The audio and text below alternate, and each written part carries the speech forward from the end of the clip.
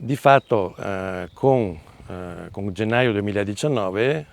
avevamo già raccolto una parte dei fondi, avevamo anche già un progetto approvato e eravamo pronti anche per partire con i lavori. Infatti proprio in quei mesi stavamo facendo la gara per le imprese, per selezionare quella che poteva essere più idonea a fare questo tipo di intervento, che è delicato perché stiamo parlando di un fabbricato che ha delle origini ancora nel 600 e poi ha avuto un'evoluzione più, diciamo, concreta e più anche registrata negli atti, che si sviluppa dal 1800, dagli inizi del 1800, una prima fase, e poi in varie successive fasi arriva ai primi del 1900 al suo massimo splendore con l'ampliamento che adesso vedete in essere, no? Dai primi del Novecento fino adesso non sono state fatte tante cose se non delle normali manutenzioni, no? E peraltro ricorrerebbe in questi anni anche il bicentenario della santificazione del santuario, no? A seguito di questa chiusura del santuario, per questioni di sicurezza, siamo riusciti con il contributo dell'onorevole Angela Colmellere ad ottenere anche un contributo per la messa in sicurezza delle coperture, contributo di 100.000 euro che ovviamente ben faceva alle casse della parrocchia per poter partire con ancora più, diciamo, stimolo in questo intervento, no? Di fatto ad aprile del 2019 siamo partiti con l'impresa e abbiamo iniziato a realizzare quello che era questo intervento di messa in sicurezza delle coperture della chiesa per preservare questo bene da quelle che sono poi l'età, il degrado del tempo che in tutti i fabbricati ovviamente c'è,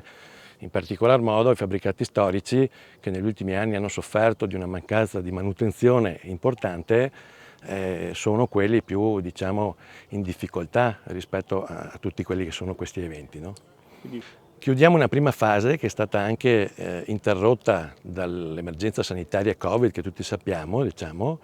e che ci ha portato ad arrivare ad oggi a chiudere questa prima fase di messa in sicurezza della copertura della navata e ci ha permesso di aprire le porte delle chiese ai visitatori solamente per le visite private, diciamo per la preghiera, non per le cerimonie religiose, perché è ancora un cantiere in atto, proprio per dare ragione di quello che è stato fatto, per dare poi anche un riscontro all'attaccamento che c'è a questo luogo, perché noi stiamo parlando di un intervento in questo caso che è di circa 220.000 euro della parrocchia e altri 100.000 euro del Ministero dei Beni Culturali, soldi che sono stati raccolti nel giro di 4-5 anni. Quindi questo è a dimostrazione della generosità dei fedeli della comunità di Miane sicuramente, ma anche di fedeli che sono al di fuori di questa parrocchia, no? E quindi dimostrano quello che è l'attaccamento verso questo luogo e diciamo che ci sono molte persone che ci tengono a questo, no? Motivo in più per noi per impegnarci nella realizzazione di questi interventi e motivo in più per dire dal 16 di luglio, che era il giorno della Madonna del Carmine, abbiamo aperto le porte, quindi i visitatori che verranno qui sono in grado di poter entrare nella chiesa, non vedranno ancora grandi cose perché ovviamente i lavori si sono concentrati soprattutto sulla copertura, però possono accedere a quello che era il santuario e vedere, diciamo, già dall'interno una parte del lavoro fatto. Siamo a una fase 1, come dicevo, con i risparmi che abbiamo ottenuto in merito al fatto che abbiamo ricevuto questo contributo di beni culturali, siamo riusciti ad attivare una fase 2, diciamo, che è quella delle coperture basse, che erano escluse nella prima, diciamo, nella prima scelta, nella prima decisione,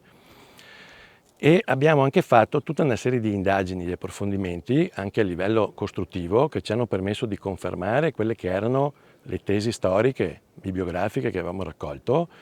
e quindi di individuare perfettamente quelli che sono stati i vari step di costruzione del santuario dal 1800 al 1900.